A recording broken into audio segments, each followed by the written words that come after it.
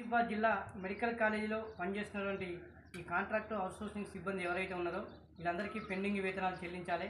EFI, EPF పూర్తి వివరాలు, ESI కార్డ్స్తో పాటు ఇతర సమస్యలు పరిష్కరించాలని కోరుతూ ఈరోజు మెడికల్ కాలేజీ ప్రిన్సిపాల్ శ్రీలక్ష్మి గారికి కుమరంభీం ఆసిఫాబాద్ జిల్లా medical and contract outsourcing employees union AIT సభ్యులలో representation చేశాం.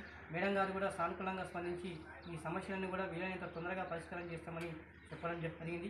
ఈ సందర్భంగా మేము మేనేజ్మెంట్ని ఒకటే డిమాండ్ చేసేది, ఏదైతే ఈ కాంట్రాక్ట్ వ్యవస్థ ఉందో ఈ కాంట్రాక్ట్ వ్యవస్థని మొత్తానికే రద్దు చేసి ప్రభుత్వమే కార్పొరేషన్ అంటే ఏర్పాటు చేసి ప్రతి నెల ప్రభుత్వ ఉద్యోగికి ఎలాగైతే 1వ తారీఖున వేతనం వస్తుందో ఈ కాంట్రాక్టు అవుట్సోర్సింగ్ కార్మికులందరూ కూడా ప్రతి నెల 1వ తారీఖు వేతనం రావాలని ప్రధానంగా డిమాండ్ చేస్తున్నాం.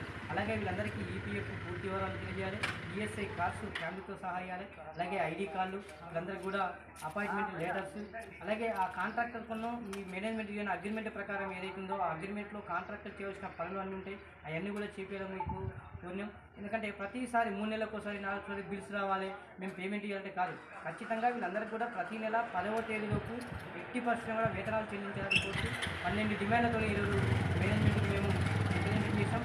ఒక 10 రోజుల తర్వాత కూడా ఈ సమస్యల గిట్ట పరిష్కారం కాకుంటే ఆ తర్వాత మళ్ళీ ఆందోళన కార్యక్రమాలు చేస్తామని ఈ సందర్భంగా మేము తెలియజేస్తున్నాం.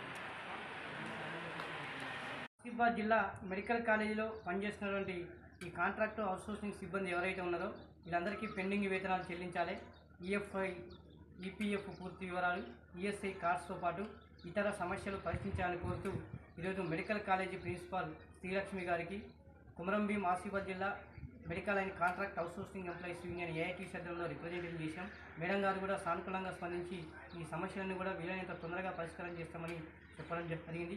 ఈ సందర్భంగా మేము మేనేజ్మెంట్ని ఒకటే డిమాండ్ చేసేది, ఏదైతే ఈ కాంట్రాక్ట్ వ్యవస్థ ఉందో ఈ కాంట్రాక్ట్ వ్యవస్థని మొత్తానికే రద్దు చేసి ప్రభుత్వమే కార్పొరేషన్ అంటే ఏర్పాటు చేసి ప్రతి నెల ప్రభుత్వ ఉద్యోగికి ఎలాగైతే 1వ తారీఖున వేతనం వస్తుందో ఈ కాంట్రాక్టు అవుట్సోర్సింగ్ కార్మికులందరూ కూడా ప్రతి నెల 1వ తారీఖు వేతనం రావాలని ప్రధానంగా డిమాండ్ చేస్తున్నాం.